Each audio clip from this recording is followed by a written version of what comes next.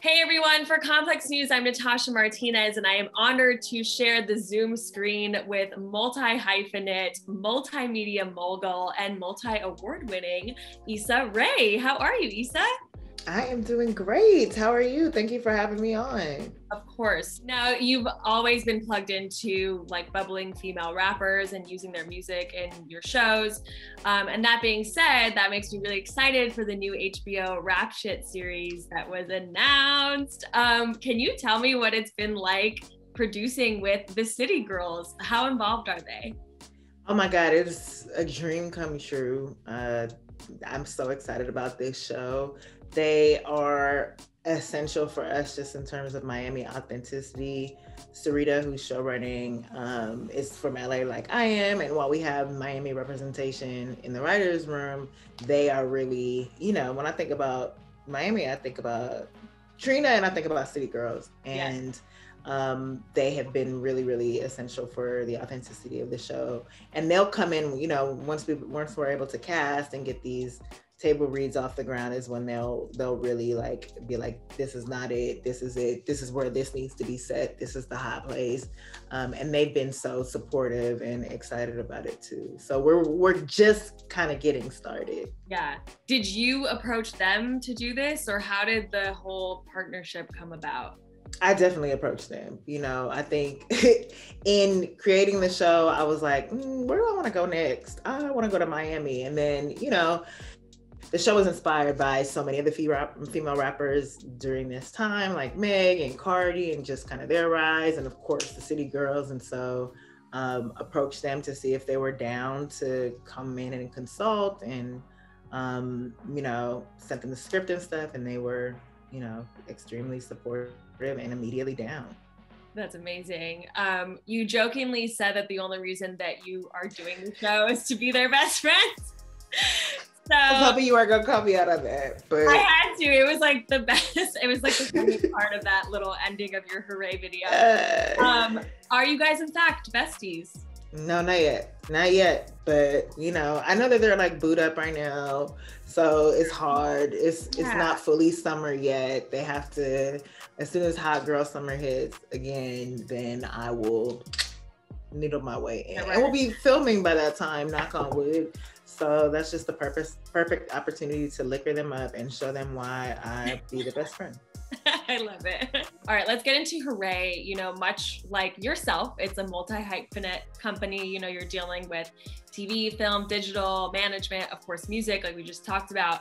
Is there any single facet of the company that's inspiring you more than the other at the moment? More than the other, you're gonna get the department heads upset with me. But right now, I am really focused on the management side because it just ties into my passion of just elevating and building businesses around and for the talent and ushering them into the industry in a way, and prioritizing underrepresented talent in a way that other people may not. You recently had the announcement of your Warner deal. Huge congratulations. Did you ever think when you first started making digital content, in college, that you would eventually be signing an 8-figure deal?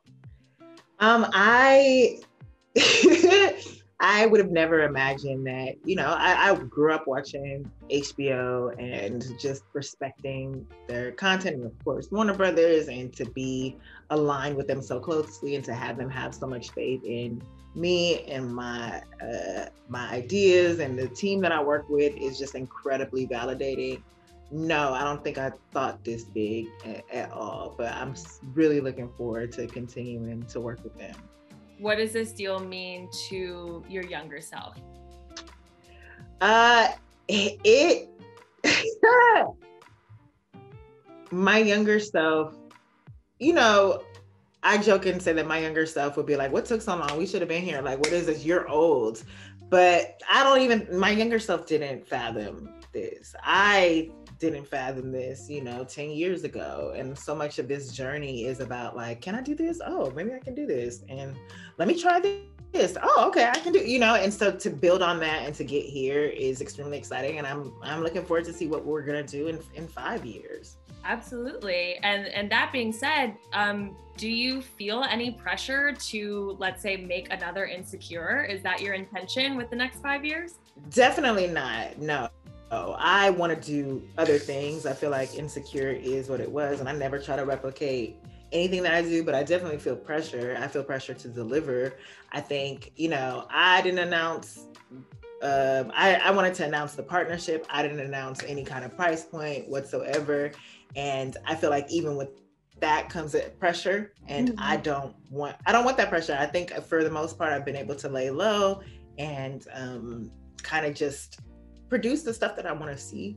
Yeah. And so I want to be able to continue to do that, but I definitely feel like there are going to be extra eyes giving news of just like, okay, so why was she working this? Why was she doing this? What's this? And so I feel it, but I'm still excited nonetheless. How do you deal with that pressure? Because we talked about imposter syndrome, that definitely adds on to the pressure. So what are some things that you do to kind of combat that? I have a lot of conversations, I talk to team members, and I'm just very transparent about like what I want to see and what I don't want to see, and just staying true to what it is, what is the mission of the company, what is the mission of the content that we want to make. And honestly, at the end of the day, if I'm happy with it, then the pressure is kind of alleviated. If I feel confident that it's good to me, then I feel good and I feel better. I think you mentioned that there was a point when you hadn't written anything new in a while because of the schedule.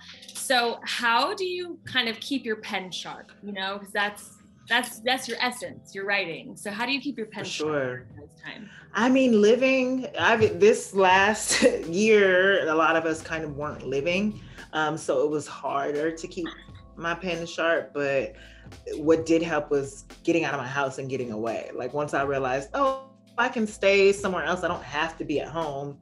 That really freed my creative juices. And even more recently, like I'm such a I gotta be like at a cafe or a restaurant to write. And I even dealt with that with the Insecure finale. Like for me, it came down to I have to get out of my house. I have to get out of this office and go somewhere else. And as soon as I was in like a restaurant, like a little cafe, just the creative juices started flowing. So really just being outside of my environment and exposing myself to new people and things like that really helps to keep the pen sharp, as you put it. Definitely. Just, you got to head over to Hilltop, right? Hilltop's got to open back up, but I know they're keeping it super, super safe. But I definitely eat and get my takeout from there constantly. Today, your partnership with LifeWater and this Life Unseen campaign, which is just all about representation in the arts. To me, it's a no-brainer partnership for you, but can you just explain a little bit more in depth about the campaign and your role? Sure. So I partnered up with LifeWater to launch a campaign called Life Unseen. And it's really about representation in the arts. It's about highlighting underrepresented artists. They have featured the work of artists in fashion, film, visual arts, and music on their bottles. It's their largest bottle collection ever. And it's all in an effort to combat the fight for representation in the industry. They even commissioned a study to show in these various industries where we're falling short in terms of underrepresented artists. And so the entire purpose is to give them a platform, these artists a platform for their work to be seen. You've come obviously a long way since your start, and I know you don't like to look back too much, but can you think back and describe the time in your life when maybe you felt unseen creatively, and then describe the feeling that you felt when you finally were seen and given that platform to have experience? Yeah, absolutely. As a creative early on, I remember feeling like I just need that right person to see and to give me a chance, or I just need the right platform, and then I know what I'm capable of, or I can feel confident in my ability to show people what I can do. And constantly being told, that the work that I wanted to create didn't have an audience, and that made me feel unseen, or feeling like, these stories weren't necessarily relevant to the time, and feeling like that's so unfair because I'm craving to see these stories. My friends are, my family members are. So that means you're not valuing my point of view. And when I finally did get the opportunity, of course, you know, imposter syndrome set in, and I kind of just got scared of just like, well, is this all I have to offer? And I talked all this big stuff in the past of just like, just give me a chance and I'll show you, I'll light it up. But can I really do it? I've just constantly had I've had to tell myself over and over again, and still to this day, that I belong here, and to remind myself why I got into this industry, why I wanted to get in this industry, and what stories I wanted to tell. All right, so you mentioned you're shooting, obviously, final season of Insecure. You know, a lot of fans are not ready to say goodbye to the series. So I'm curious, would you ever follow in the footsteps of, say, Sex and the City and continue the characters' journeys with a movie for Insecure? I just don't have a desire, and I love the Sex and the City movie. The first one. But I had to put the first one. But I just don't, I can't see it now. I just really like not overstaying my welcome in any sense. Like, and so I love the idea of putting a pin in it. But, you know, who knows, 10 years from now, maybe we'll want to hear what they've done. But I personally do not. But after this season ends, you know, you guys tell me. And I will probably not listen, but I'll hear you. There you go. Now, you know, each soundtrack for Insecure for the seasons have famously been just on point. But I'm curious, for your personal life, with all the transitions that are happening, the final season from Hooray to the New Deal, what song would you use for your soundtrack in your life at this moment right now? I mean, it's always going to be Drake, and right now it's What's Next. We'll see what's going to happen next, okay? That's how I feel. Okay, that was a great way to end it all. Thank you, Issa.